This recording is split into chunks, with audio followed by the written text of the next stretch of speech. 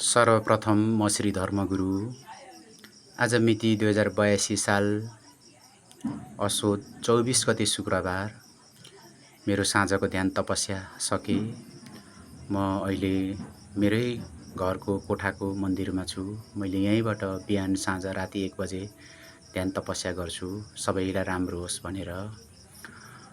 र अब म प्रसङ्गतिर लाग्छु।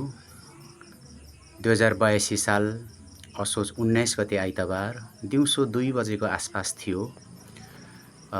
तपाईको यसो मैले युट्युबमा यसो आँखा लगाएको, तपाईको आजतक मिडियामा चाहिँ तपाईको अनुश्री गुरुजी लाइभमा हुनुहुँदो रहेछ र मैले उहाँलाई सत्य म्यासेज लेखेर पठाइदिएको छु। पठाएँ, लाइभ हो पठाएँ र मैले म्यासेज चाहिँ के लेखेँ भने, सत्यमा सत्य बोलना है, सत्यमा रहना है, बोलना भी कर्म है। अभी नेपाल में श्री हरि विष्णु दृश्य में आ चुका है, मैं विष्णु का अवतार हूँ फ्रम नेपाल भनेर मैले म्यासेज पठाइदिएको थिएँ।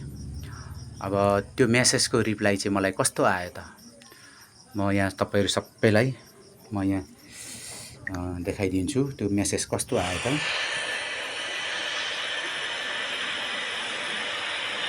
धर्मगुरु हैं, ये बोल रहे हैं कि भगवान विष्णु के अवतार नेपाल में आ चुके हैं, क्या ये बात सही है?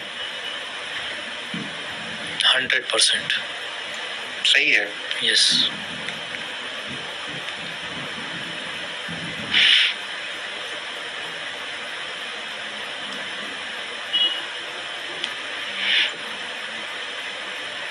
कुछ और डिटेल्स अगर आप अपनी तरफ नहीं, धर्मगुरु जी को मैं प्रणाम करता हूँ और ये प्रश्न आपने किया और जो जवाब मुझे यूनिवर्स से आ रहा है कि आपकी बात सही है। राहुल कुमार गुर्जर जी हैं। लु, मैले प्रश्नको जवाब पाएँ र तपाईहरुलाई पनि मैले यो फेसबुकबाट, टिकटकबाट र हाम्रो युट्युबबाट सबैलाई मैले तपाईहरुलाई सुनाउँदै छु। हुन त यो तपाईको प्रतिनिधित्व पात्र मात्रै मिडिया भएर, नभए त तपाईको मलाई ओहो हजुर त स्वयं नारायण विष्णु हुनुहुँदो रहेछ, अहिले स्वयं नारायण विष्णु भएर मनुष्य रूप भएर हिँडिरहनु भएको रहेछ भनेर मलाई नेपालमै भन्नेहरुको संख्या धेरै पुगेको छ, 50-60 जना भन्दा बढी छ। तर यो चाहिँ अलिकति मिडियामा बोलेको कारणले गर्दा चाहिँ यो एउटा सानो चाहिँ तपाईहरुलाई सुनाइदिएको छु, राखिदिएको छु।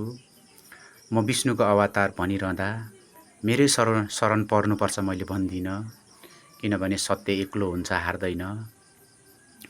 म तपाईको युग परिवर्तन गर्नको लागि, धर्म स्थापना गर्नको लागि, पापी र अँध्यारोलाई नाश गर्नको लागि आएको छु। सत्य एक्लो हुन्छ तर हार्दैन। गाह्रो छ, अहिले छलपाप सर्लक्क भरिएको छ, कसैको मनमा हरि छैन।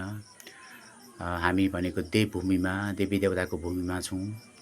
अब तपाईको विश्वगुरु नेपाल बन्दैछ, विशाल नेपाल बन्दैछ र विश्व विजेता पनि भइँदैछ। मलाई भन्नुहुन्छ विश्वलाई नै जितिन्छ, तर सबैलाई हेला नगर्नु, तपाईको सबैलाई रोजगार दिनु भन्नुहुन्छ। मैले यो भन्दा अगाडिको भिडियोमा पनि भनेको छु। तपाईको मैले भनेको तपाईको चराचुरुङ्गी, पशु, मनुष्य सबैको लागि धर्म स्थापना गरेर यो मृत्युलोक, यो पृथ्वीबाट बिदा हुँदैछु। अलि समय चाहिँ धेरै लाग्छ।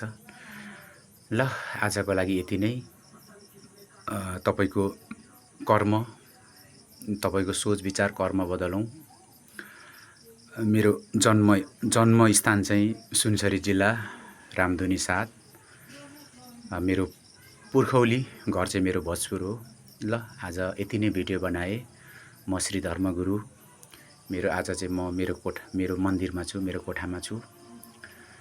ल, सबैलाई राम्रो होस्, राम्रो गर्न सकौं। ल, म श्री धर्मगुरु। अब अर्कोचोटि अर्को भिडियोमा भेटौँला। यो भिडियो ल तपाईहरुलाई मैले हाल्दैछु है, सबैमा, युट्युबमा, टिकटकमा, फेसबुकमा हाल्दैछु। ल, म श्री धर्मगुरु। हामी सबैलाई राम्रो होस्।